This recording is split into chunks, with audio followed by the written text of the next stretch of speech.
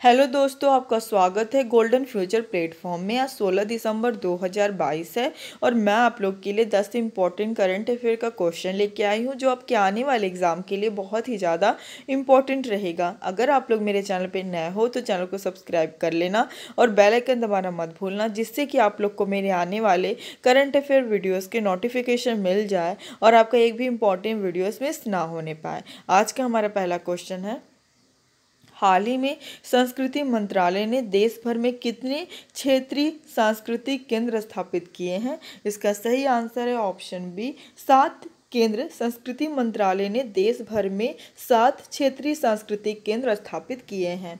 Important point से देख लेते हैं हम लोग। देश में कला और संस्कृति को बढ़ावा देने के लिए संस्कृति मंत्रालय ने 7 क्षेत्रीय सांस्कृतिक केंद्र की स्थापना की है। राष्ट्रीय संस्कृति को विकसित करने के लिए संस्कृति मंत्रालय ने 7 शहरों पटियाला, नागपुर, उदयपुर, प्रयागराज, कोलकाता, दीमापुर और तंजावुर में क्षेत्रीय सांस्कृतिक केंद्र की स्थापना की है। हमारा अगला क्वेश्चन है, हाल ही में भारत की सबसे बड़ी समकालीन कला प्रदर्शनी कहाँ आयोजित की जा रही है? इसका सही आंसर है ऑप्शन ए, कोच्चि में भारत की सबसे बड़ी समकालीन कला प्रदर्शनी आयोजित की जा रही है। इम्पोर्टेंट पॉइंट से देख लेते हैं हम लोग।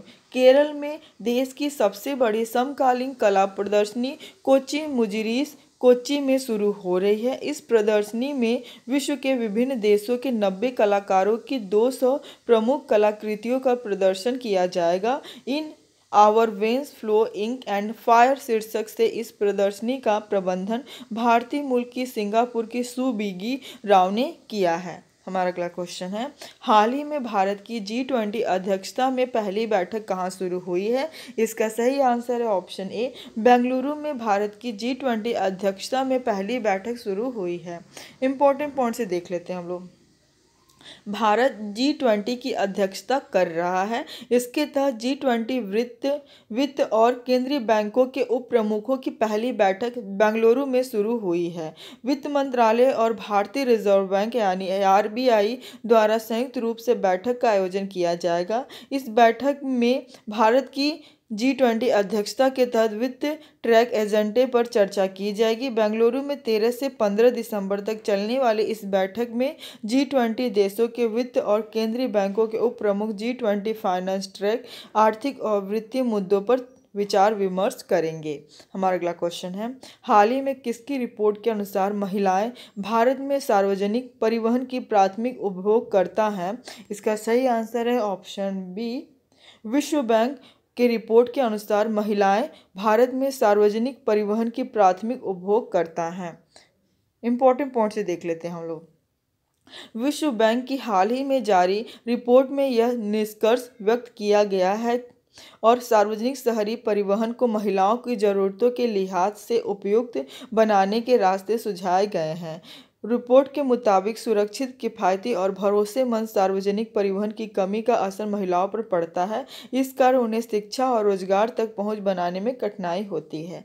हमारा अगला क्वेश्चन है, हाल ही में भारतीय अंतर्राष्ट्रीय विज्ञान महोत्सव कहाँ आयोजित किया जाएगा? इसका सही आंसर है ऑप्शन बी, भोपाल में भारतीय अंतर्राष्ट्रीय विज्ञान महोत्सव आयोजित किया जाएगा। इम्पोर्टेंट पॉइंट से देख लेते हैं हम लोग। राज्य मंत्री डॉक्टर जितेंद्र सिंह ने कहा है कि भारत अंतर्राष्ट्रीय विज्ञान महोत्सव यानी इंडिया इंटरनेशनल साइंस फेस्टिवल 2022 जनवरी 2023 में भोपाल में आयोजित किया जाएगा। यह महोत्सव भारत सरकार के विज्ञान और प्रौद्योगिकी मंत्रालय के अंतर्गत विज्ञान भारती, जो देश के प्रतिष्ठित वैज्ञानिकों के नेतृत्व में स्वदेशी भावना के साथ विज्ञान और आंदोलन की एक पहल है, के साथ पृथ्वी विज्ञान मंत्रालय के सहयोग से आयोजित कार्यक्रम है। हमारा अगला क्वेश्चन है, हाल ही में भारतीय सेना के एरावत डिवीजन ने पूर्व संचार बोध का आयोजन कहाँ किया है? इसका सही आंसर है ऑप्शन बी, पंजाब राज्य में भारतीय सेना के एरावत डिवीजन के पूर्व संचार बोध का आयोजन किया गया है। इम्पोर्टेंट पॉइंट्स देख लेते हैं हम लोग। भारतीय सेना के एरावत डिवीजन ने पंजाब के व्यापक बाधाग्रस्त भूभाग में पूर्व संचार बोध का आयोजन किया। अभ्यास में सामरिक संचार क्षमताओं को मान्यता प्रदान किया गया। अभ्यास में प्रतिकूल परिस्थितियों में किसी भी कीमत पर जीतने के दृढ़ संकल्प की पुष्टि की गई है। सेना अध्यक्ष कौन है? जनरल मनोज पांडे। भारतीय सेना का मुख्यालय कहाँ है? नई दिल्ली में। भारतीय सेना की स्थापना कब हुआ है? 1 अप्रैल 1895 को। हमारा अगला क्वेश्चन है, हाल ही में राष्ट्रीय निशानेबाजी चैंपियनशिप में मनु भाकर ने कौन सा पदक जीता है? इसका सही आंसर है ऑप्शन ए, स्वर्ण पदक। राष्ट्रीय निशानेबाजी चैंपियनशिप में मनु भाकर ने स्वर्ण पदक जीता है। इंपॉर्टेंट पॉइंट से देख लेते हैं हम लोग। क्वालिफाइंग राउंड में 583 का स्कोर कर टॉप करने वाली ओलंपियन मनु भाकर ने जूनियर वर्ग में स्वर्ण जीता। उन्होंने फाइनल में ईसा सिंह को 17-13 से हराया। उन्होंने हरियाणा के लिए सीनियर और जूनियर वर्ग में भी स्वर्ण पदक जीता है। हमारा अगला क्वेश्चन है, हाल ही में किसने BWF female para badminton player of the year award जीता है? इसका सही आंसर है ऑप्शन बी, मनीषा रामदास ने BWF female para badminton player of the year award जीता है। इंपॉर्टेंट पॉइंट से देख लेते हैं हम लोग। युवा भारतीय खिलाड़ी मनीषा रामदास को मौजूदा सत्र में शानदार प्रदर्शन के लिए विश्व बैडमिंटन महासंघ की साल की सर्वश्रेष्ठ महिला पैरा बैडमिंटन खिलाड़ी चुना गया। BWF ने 17 वर्षीय मनीषा को विजेता घोषित किया। मनीषा ने विश्व चैंपियनशिप के SU5 वर्ग में स्वर्ण पदक जीता था। उन्होंने 2022 में कुल मिलाकर 11 स्वर्ण और 5 कांस्य पदक जीते। हमारा अगला क्वेश्चन है, हाल ही में किस देश ने नेक्स्ट जनरेशन के लिए वर्ल्ड फर्स्ट टोबैको लॉ पारित किया है? इसका सही आंसर है ऑप्शन सी, न्यूजीलैंड देश ने नेक्स्ट जनरेशन के लिए वर्ल्ड फर्स्ट टोबैको लॉ पारित किया है। इंपॉर्टेंट पॉइंट से देख लेते हैं हम लोग। न्यूजीलैंड ने विश्व का पहला तंबाकू कानून लागू कर दिया है, जिससे भावी पीढ़ियां इससे के नशे से बची रहेंगी। अगली पीढ़ी को तंबाकू का नशा ना लगे, इस सोच को लेकर न्यूजीलैंड की सरकार ने 1 साल पहले एंटी स्मोकिंग कानूनों की योजना बनाई थी। 1 साल बाद अब वहां विश्व का अपने तरह का सबसे बड़ा कानून पास हो गया है।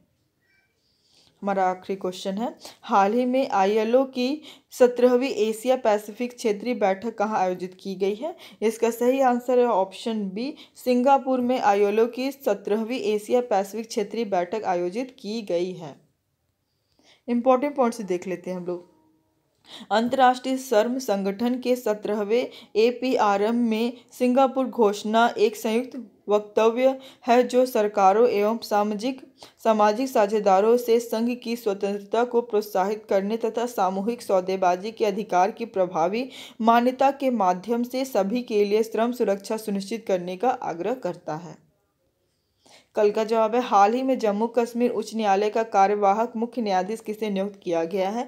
इसका सही आंसर है ऑप्शन बी, तासीर अबस्तान को जम्मू कश्मीर उच्च न्यायालय का कार्यवाहक मुख्य न्यायाधीश नियुक्त किया गया है। आज का सवाल है, हाल ही में किस देश के iSpace ने दुनिया का पहला कमर्शियल मून लैंडर लॉन्च किया है? इसका सही आंसर आप लोग कमेंट बॉक्स में दीजिएगा। आज के लिए बस इतना ही। Thank you for watching.